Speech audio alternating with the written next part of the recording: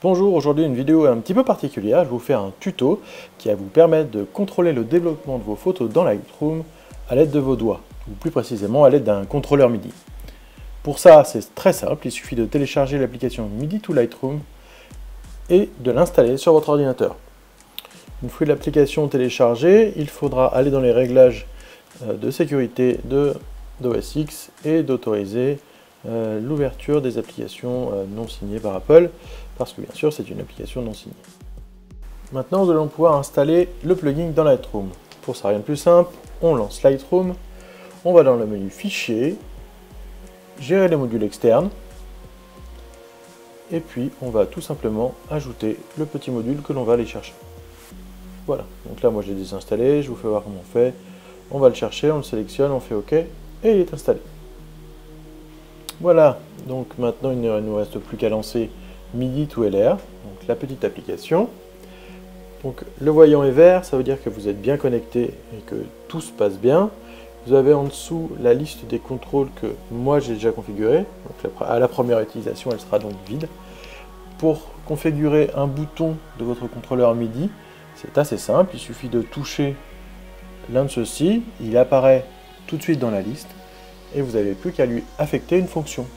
Vous allez pouvoir lui affecter quasiment toutes les fonctions présentes dans Lightroom, de la plus basique des réglages de luminosité ou de contraste au plus complexe possible, et même avec des fonctions un petit peu particulières comme par exemple le reset de l'exposition ou le reset du contraste. Je vous ferai voir tout à l'heure en situation.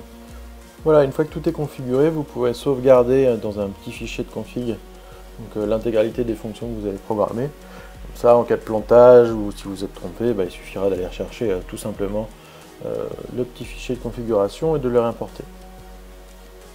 Voilà, on retourne maintenant dans Lightroom et je vais vous faire voir comment ça fonctionne. Donc, on sélectionne une photo, on passe en mode développement et maintenant la magie va pouvoir opérer. Donc, vous voyez en bas, je touche mon contrôleur et là, automatiquement, ça contrôle ma luminosité. Ici, je touche le second contrôleur qui va régler le contraste, ensuite les hautes lumières, ensuite je vais régler les ombres, les blancs, voilà, les noirs, ensuite je passe à la clarté et le dernier bouton sera consacré à la vibrance. Donc là j'ai réglé tous mes potentiomètres du bas sur les principales modifications. J'ai ensuite configuré les boutons du haut, donc on retrouve ici la température. C'est assez simple et très agréable de régler tout ça avec des potentiomètres. Ensuite on a la teinte. Sur le troisième bouton, je crois que je n'ai rien réglé. À l'extrémité au-dessus de la vibrance, j'ai mis la saturation. À côté, j'ai mis la clarté. Ensuite, j'ai mis la correction du voile et puis le vignotage. On peut aussi configurer les boutons, vous allez voir. Donc là, je bouge le contraste et si j'appuie sur ce bouton, le contraste revient à sa position 0. Alors ça, c'est assez pratique parce que parfois, c'est un peu difficile de retrouver les positions de départ. Alors, pouvoir contrôler ces photos d'une telle manière, je vous l'assure, c'est assez grisant. Alors, il y a un tout petit temps d'adaptation, environ 2-3 minutes. Et ensuite, c'est tellement naturel de contrôler le développement de ces photos à l'aide de potentiomètres que ça devient vraiment un automatisme et un vrai plaisir de développer ces photos avec cette technique. Côté budget, c'est assez restreint. MIDI to Lightroom est gratuit. Il vous faudra acheter un petit contrôleur MIDI si vous n'en avez pas. Donc moi j'ai trouvé ce petit Korg Nano contrôleur à peine 40 € sur Amazon.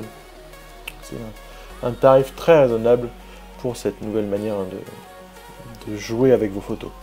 Donc, vous pouvez me retrouver sur jeromep.net pour de nouvelles vidéos et pour voir l'article complet sur ce test.